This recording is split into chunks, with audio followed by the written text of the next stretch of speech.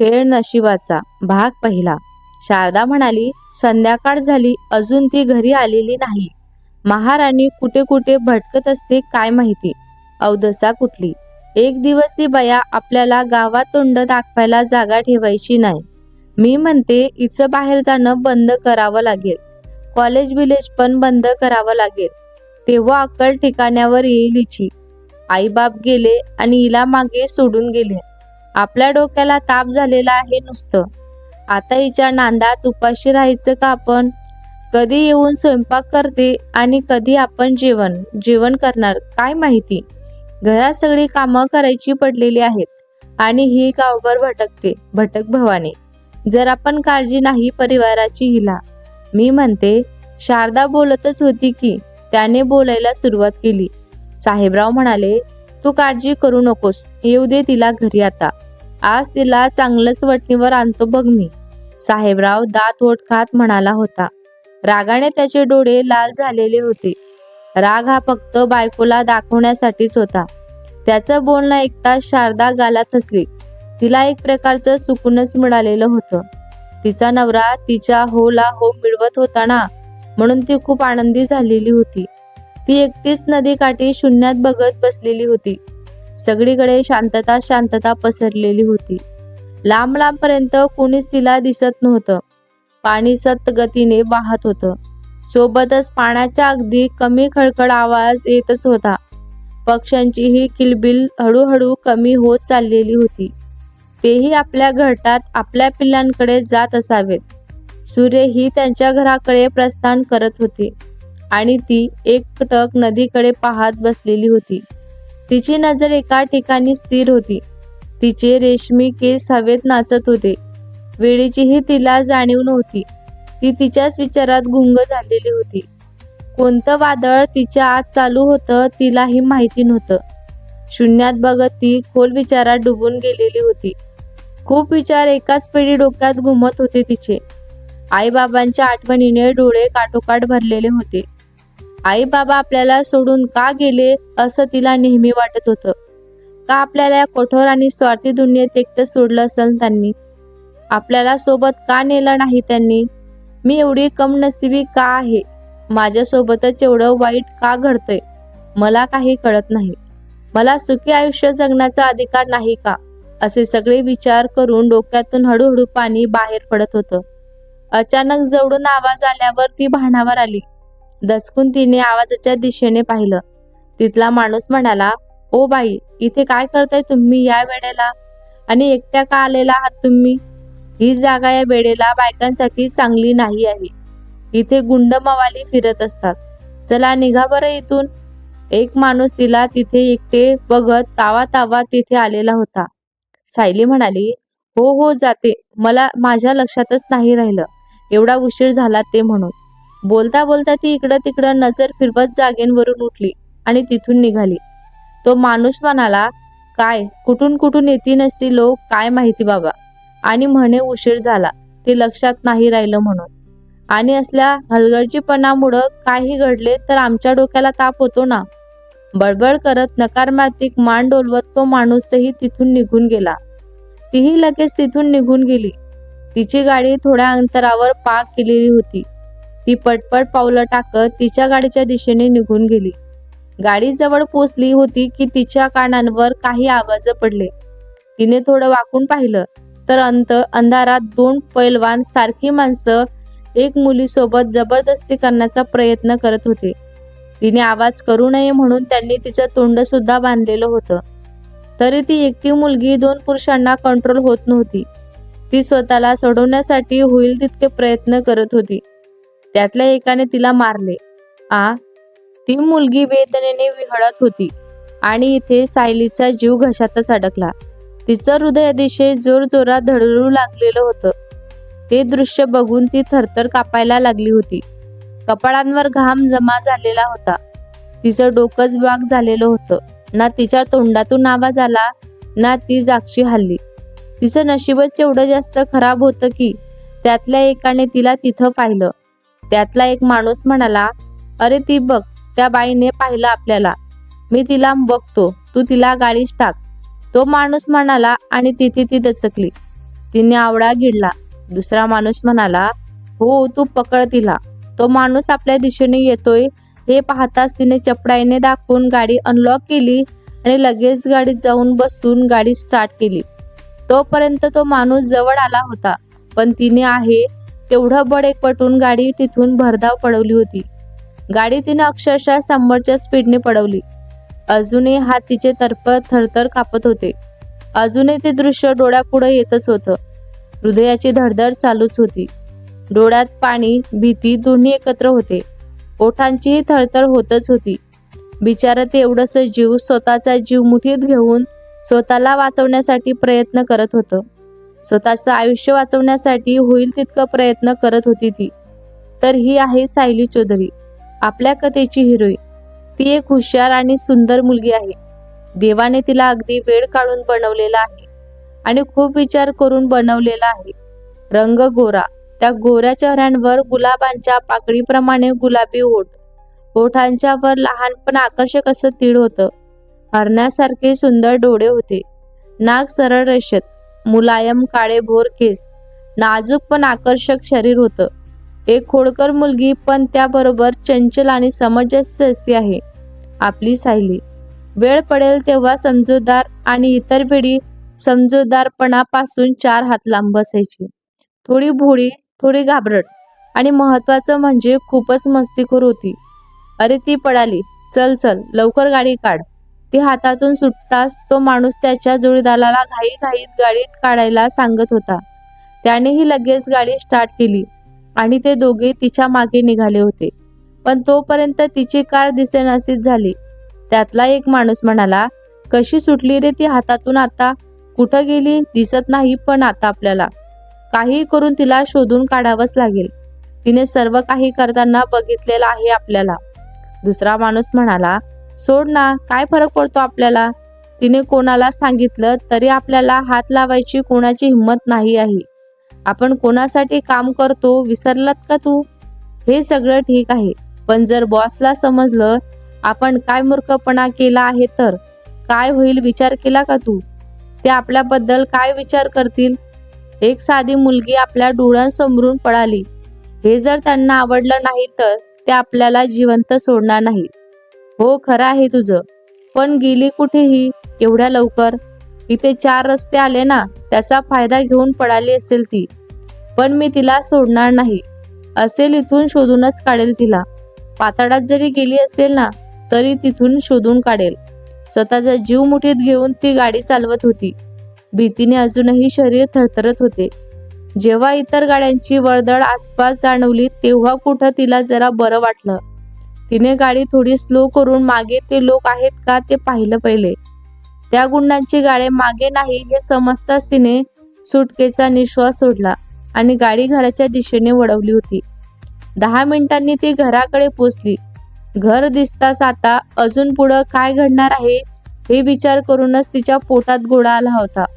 तिने आवळा गिळत गाडी पार्क केली आणि एक नजर घरांवर टाकत हळूहळू पाऊल टाकत घरात गेली. एक लहान पण तेवढंच आलिशान बंगलो, जो तिच्या आईबाबांनी खूप कष्टांनी उभं केलेलं होतं. एकदम जुन्या पद्धतीने बांधलेला बंगला होता तो. तो बंगलो तिच्या आईबाबांनी फक्त आपल्या मुलीसाठी उभा केलेला होता. मुलीच्या भविष्यासाठी खूप स्वप्न सजवलेली होती त्यांनी. शारदा म्हणाली, कुठं तोंड काळं करून आलीस ग तू? ती घरात पाऊल ठेवताच शारदा धारदार नजरेने तिच्याकडे बघत म्हणाली होती. सायली म्हणाली, कुठं नाही मामी, मैत्रिणीकडे गेले होते ग मी. सायली घाबरून मान खाली घालून म्हणाली होती. शारदा म्हणाली, मैत्रीण की मित्र ग? शारदा संशयी नजरेने तिच्याकडे बघत म्हणाली होती. सायली म्हणाली, मी मैत्रिणीकडेच गेले होते मामी, खरं. सायली डोळ्यात पाणी आणून म्हणाली होती. शारदा म्हणाली, तू गावभर भटकणार तर घरातील कामं कोण? तुझी आई ढगातून खाली येऊन करणार आहे की काय ग? शारदा मुद्दाम तिला चिडवतच होती. सायली म्हणाली, मामी मी करते ना सगळं, तुम्ही आईला का मध्ये घेता नेहमी? सायली अडखडत म्हणाली. शारदा म्हणाली, मला उलट उत्तर द्यायची हिंमत कशी झाली ग तुझी? शारदा रागाने लाल झाली होती आणि त्याच रागात तिने सायलीच्या कानाखाली एक जोरदार ठेवून दिली होती. सायली वेदनेने विहळली आणि आता परत डोळ्यात अडवून ठेवलेले पाणी बाहेर पडलेले होते. तिच्या गोऱ्या चेहऱ्यांवर बोटाचे निशाण अगदी क्लिअर दिसत होते. शारदा म्हणाली, आता तुझं अपशकुनीचं तोंड दाखवत इथेच थांबणार आहेस की काय? कामं पडलेली आहे घरात, ती कोण करणार? निघ आता. शारदा तिच्यावर जोरात ओरडत होती. शारदाच्या आवाजाने ती दचकली आणि लगेच किचनच्या दिशेने गेली. आणि शारदा आरामात सोफ्यावर बसून टीव्ही चालू करून बसलेली होती. तेव्हा तिला साहेबराव जिन्यावरून खाली येताना दिसले होते. शारदा म्हणाली, काय झालं? तिला वटणीवर आणणार होतात ना तुम्ही? शारदा साहेबरावकडे रोखून बघत म्हणाली होती. साहेबराव म्हणाले, आली का ती घरी? आणि तू तिला काहीच न बोलता घरात घेतलं नसतील ना? मी अजून काय वेगळं करणार आहे ग? साहेबराव खांदे उडवत म्हणाले होते. आणि शारदाने नकारमातिक मान हलवली. अवघ्या 30 मिनिटांनी सायलींनी जेवण करून डायनिंग टेबलकडे आणून ठेवलेलं होतं. मामा मामी आपापल्या खुर्चीत जाऊन बसले होते. सायली जेवण वाढत होती तेव्हा साहेबरावने तिच्याकडे पाहिलं. गाल लाल दिसला. त्यावरून त्याला समजलेलंच होतं काय झालं असेल म्हणून ते. त्यालाही वाईटच वाटत होतं. आपल्या लाडक्या बहिणीची मुलगी असून आपण तिच्यासाठी काहीच करू शकत नाही म्हणून.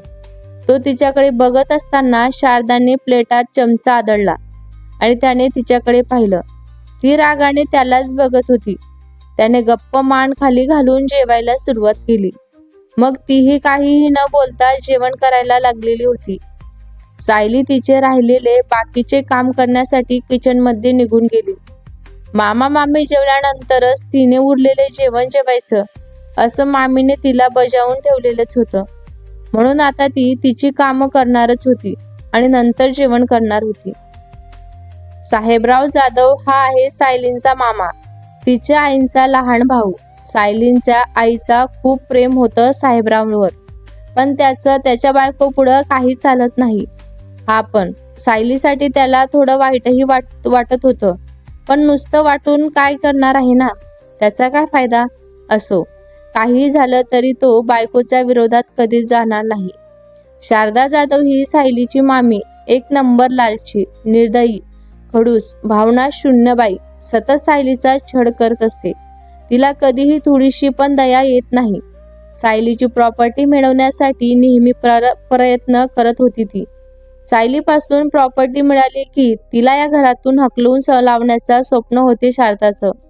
सायली मामा मामीच्या घरात नाही राहत, उलट ते दोघे सायलीच्या आई बाबांच्या घरात राहत होते. सायली 12 वर्षांची असताना तिचे आई वडील एका कार ॲक्सिडेंटमध्ये गेले होते. त्यावेळी ती खूप लहान होती. स्वतःला सांभाळू शकत नव्हती ती. त्यात एवढं मोठं घर आणि तिच्या बाबांचं छोटंसं बिझनेस, हे सगळंही होतंच.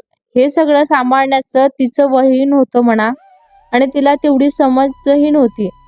त्यावेळी तिच्या मामाच्या म्हणण्यानुसार मामाने या सगळ्या जबाबदाऱ्या हाती घेतल्या होत्या आणि ते दोघे सायलीचा सांभाळ करण्याच्या बहाण्याने तिच्या घरात कायमचं राहायला आले होते. मामा बिझनेस सांभाळायला लागले आणि मामी घर सांभाळू लागली होती. सुरुवातीला काही काळ शारदाने सायलीची खूप काळजी घेतली.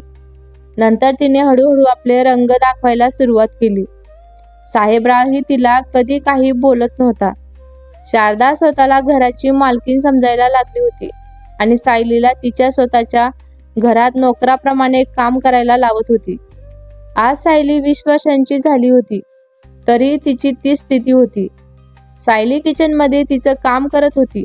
शारदा म्हणाली, कुठं मेली अवदसा काय माहिती. काही काम करायला नको, नुसतं फुकटचं खायला पाहिजे हिला. लवकर ये. अचानक शारदा जोरात ओरडली. तशीच सायली घाबरून पडतच किचनमधून बाहेर आली. सायली म्हणाली, काय झालं मामी, काही हवं आहे का तुम्हाला? सायली अडखडत म्हणाली आणि केविलवाल्या नजरेने तिने साहेबरावांकडे पाहिलं. तिच्या नजरेत भीती सापच दिसत होती. साहेबरावने लगेच नजर चोरली आणि उठून आपल्या खोलीत निघून गेला. आता इथे सायली आणि शारदा दोघीच होत्या. शारदा म्हणाली, हे सगळं आता खाली येऊन तुझा बाप साफ करणार आहे की काय ग? शारदा रागाने तिचे केस पकडून डायनिंग टेबलकडे इशारा करत म्हणाली. सायली म्हणाली, हो हो करते ना. सायली तिच्या तोंडून वेदनेने भरलेले अस्पष्ट आवाज निघाला आणि शारदाला समाधान मिळालं. मग तिने केस सोडले आणि तणाव करत आपल्या खोलीत निघून गेली. शारदा जाताच सायलीने डोळे पुसले आणि सगळी किचनमध्ये जाऊन तिथली सगळी कामं करून न जेवताच आपल्या खोलीत निघून गेली. तिची जेवायची इच्छा उरलीच नव्हती आता. शरीर आणि मनाने थकलेली होती ती. कपडे बदलून फ्रेश झाली आणि स्वतःला एकदा आरशात बघून आपण किती कमजोर आहोत ना, लोक सहज आपल्याला त्रास देऊ शकतात ना, हा विचार करून नकारात्मक मान डोलवत लाईट बंद करून बेडवर पडली होती आणि डोळे बंद केले. डोळे बंद करताच तो सगळा दृश्य जसाच्या तसा तिच्या डोळ्यांपुढे आला होता आणि तिने ताळखंड डोळे उघडले. पुन्हा भीतीने ती थरथर कापत होती. तिला माहिती होतं त्यातल्या एकाने तिचा चेहरा पाहिलेला होता म्हणून जास्त भीती वाटत होती तिला. कोणाला सांगूही शकत नव्हती ना ती. तेवढ्यातच तिला काही आठवलं म्हणून तिने तिचा फोन घेऊन एक नंबर डायल केला होता. 2-3 रिंगमध्ये समोरच्या व्यक्तीने फोन उचलला. अमित म्हणाला, हॅलो बोल ना बेबी, कुठे होतीस तू सकाळपासून? फोन करतोय तू फोन पण घेतला नाहीस, अमित काळजीने विचारत होता.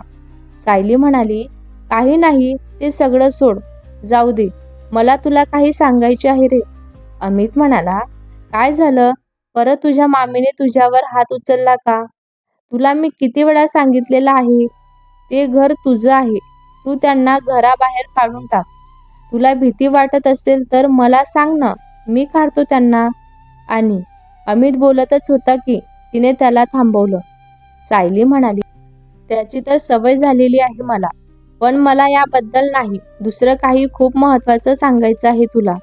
अमित म्हणाला, ठीक आहे बोल ना, आज मी एक मुलीवर बलात्कार होताना पाहिलेला आहे रे. असं म्हणत तिने घडला सगळा प्रकार त्याला सांगितला. अमित म्हणाला, तू एकटीच तिथे काय करत होतीस? तुला काही झालं असतं तर काय केलं असतं रे मी?